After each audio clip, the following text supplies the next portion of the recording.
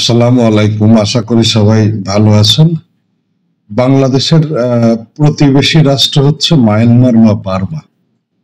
তো এই মায়ানমারে দীর্ঘদিন ধরে আসলে যে আরাকান আর্মি এবং মায়ানমারের এখন যে সামরিক শাসিত সরকার রয়েছে তাদের মধ্যে আসলে যুদ্ধবিগ্রহ চলে আসছে এবং অসংখ্য প্রায় 10 লাখের উপরে যেই রোহিঙ্গা, এই রোহিঙ্গা এখন বাংলাদেশের যে উখিয়া সীমান্তবর্তী এলাকা কক্সবাজার, সেই কক্সবাজারে আসলে তারা অবস্থান করছে এবং এই রোহিঙ্গা নিয়ে বাংলাদেশ ইতিমধ্যে আসলে হিমশিম খাচ্ছে, কারণ বহির্বিশ্ব থেকে যে পরিমাণ সাহায্য আসার কথা সেই পরিমাণ সাহায্য আসছে না। ফলে বাংলাদেশের একেবারে গার্ড থেকে প্রত্যেক মাসে বিপুল পরিমাণ অর্থ এই রোহিঙ্গাদের লালন পালন করতে খরচ হচ্ছে। এর মধ্যেই যেই বিদ্রোহী গ্রুপ মায়ানমারের সেই আরাকান আর্মি একেবারে বাংলাদেশের ঘাড়ে নিঃশ্বাস নিচ্ছে, বিশেষ করে নাপ নদী এলাকায়।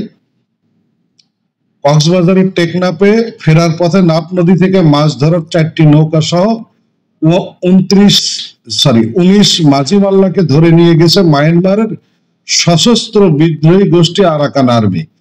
বৃহস্পতিবার সকাল থেকে দুপুরের মধ্যে টেকনাফের শাহপরীর দ্বীপ, ঘোলাচর ও নাফ নদের নাইকখাংদিয়া এলাকায় এসব ঘটনা ঘটে। এর আগে 10 ফেব্রুয়ারি নাফ নদের মোহনা থেকে ধরে নিয়ে যাওয়া 4 বাংলাদেশি জেলেকে এখন পর্যন্ত ছাড়েনি আরাকান আর্মি। এসব তথ্য নিশ্চিত করে টেকনাফ কাউখালী বোট মালিক সমিতির সভাপতি আব্দুল জলিল বলেন, টেকনাফের ফেরার পথে আজকেও আমাদের ঘাটের মাছ ধরার 2টি ট্রলার সহ 9 জন মাঝি মাল্লাকে ধরে নিয়ে গেছে মিয়ানমার। এর আগে ধরে নিয়ে যাওয়া 6 জেলেকে এখনো ছেড়ে দেয়নি। তার উপর এই ধরনের ঘটনা মাছ ব্যবসায়ী সহ জেলেদের মাঝে আতঙ্ক বিরাজ করছে। তাছাড়াও এটি সমাধানে সরকারের সহযোগিতা কামনা করেছেন তারা। এছাড়াও শাহপরীর দ্বীপ মাছপাড়া 2টি নৌকা সহ 10 মাঝি মাল্লাকে ধরে নিয়ে গেছে বলে জানিয়েছেন শাহপরীর দ্বীপ মাজারপাড়া নৌঘাটের সাধারণ সম্পাদক আব্দুল গফুর। তিনি বলেন, তার ঘাটের 2টি নৌকার মোহাম্মদ কালাইয়া ও জাফর আলমের মালিকানাধীন নৌকা নিয়ে 10 মাঝি মাল্লাকে নদে মাছ শিকারে নিয়ে যায়। এ সময় মায়ানমারের আরাকান আর্মির সদস্যরা জেলেদের ধাওয়া করে তাদের ধরে নিয়ে যায়। এতে জেলেদের পরিবারের মাঝে আতঙ্ক বিরাজ করছে। নাম প্রকাশে অনিচ্ছুক টেকনাফ সীমান্তের বিজিবি এক শীর্ষ কর্মকর্তা বলেন, নাফ নদী থেকে ট্রলার সহ জেলেদের নিয়ে যাওয়ার খবর পেয়েছি। কি কারণে এই ঘটনা ঘটেছে সেটি আমরা খতিয়ে দেখতেছি। পাশাপাশি তাদের দ্রুত ফেরত আনার চেষ্টা চলছে। এই ধরনের ঘটনা দুঃখজনক জানিয়ে টেকনাফ উপজেলা কর্মকর্তা শেখ এহসান উদ্দিন বলেন, জেলেদের ধরে নিয়ে যাওয়ার বিষয়টি এইমাত্র শুনেছি। এই ঘটনায় বিজিবির সাথে আলোচনা করে তাদের ফেরত আনার চেষ্টা চালানো হবে। স্থানীয় মাছ ব্যবসায়ী তারেকুর রহমান বলেন, প্রায় সময় জেলেদের মিয়ানমার ধরে নেওয়ার ঘটনা ঘটছে। এতে আমরা খুবই চিন্তিত, কেননা এটি সমাধান না হলে জেলেরা মাছ শিকারে যাবে না। তাই এটি সমাধান না হলে জেলেদের মাঝে আরো হতাশা দেখা যাবে।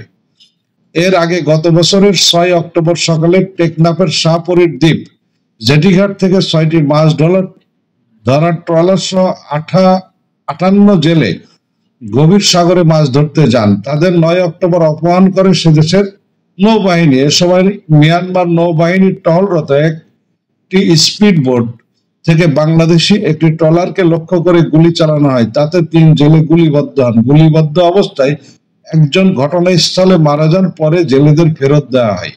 তখন এই বিষয়ে বাংলাদেশের পক্ষ থেকে কঠোর প্রতিবাদ জানানো হয়েছিল। এছাড়া সবশেষে 15 অক্টোবর মিয়ানমারের রাখাইনে অনুপ্রবেশ করা মিয়ানমারের বিচ্ছিন্নতাবাদী সশস্ত্র সংগঠন বিদ্রোহী গোষ্ঠী আরাকান আর্মির হেফাজতে থাকা 16 বাংলাদেশি জেলেকে ফেরত এনেছিল বর্ডার গার্ড বাংলাদেশ। তো এই হচ্ছে ঘটনা। ভারত তো আমাদের একদিকে যেটা পশ্চিম দিকের সীমান্ত, সেইখানে তো আসলে বিভিন্ন প্রকারের নিপীড়ন চালাচ্ছে, কখনো বাংকার খনন করছে, কখনো সাধারণ মানুষকে ধরে নিয়ে যাচ্ছে, কখনো সাধারণ মানুষের জমি দখল করে নিচ্ছে।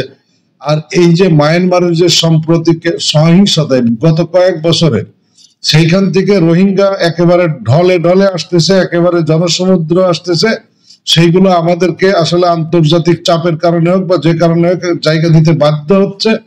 আবার সেই সাথে বাংলাদেশিদেরকে ধরে নিয়ে যাচ্ছে। তো এই যে বাংলাদেশিদেরকে ধরে নিয়ে যাচ্ছে এবং এটা নিয়ে আসলে সেইভাবে সরকারের পক্ষ থেকে কোনো প্রকার কোনো ব্যবস্থা গ্রহণ করা হচ্ছে না, যার ফলে কিন্তু তারা এইগুলো করতে সাহস পাচ্ছে। যদি এইগুলো নিয়ে আসলে পাল্টা অ্যাকশনে যাওয়া যায় বা কড়া পদক্ষেপ নেওয়া যায়, তখন কিন্তু এই ঘটনা কমে যাওয়ার সম্ভাবনা আছে। এই যে জেলেদেরকে মাঝে মাঝে ধরে নিয়ে যাচ্ছে, তাদেরকে ফেরত দেয় না, তারপরে গুলি করে মারা হচ্ছে, এইগুলো নিয়ে সরকার যে পদক্ষেপ নিচ্ছে এটা যথেষ্ট না। এই ব্যাপারে একেবারে 100% সঠিক, কিন্তু সরকারের এই ব্যাপারে আরো শক্তিশালী পদক্ষেপ নেওয়া উচিত। ভালো থাকবেন সবাই।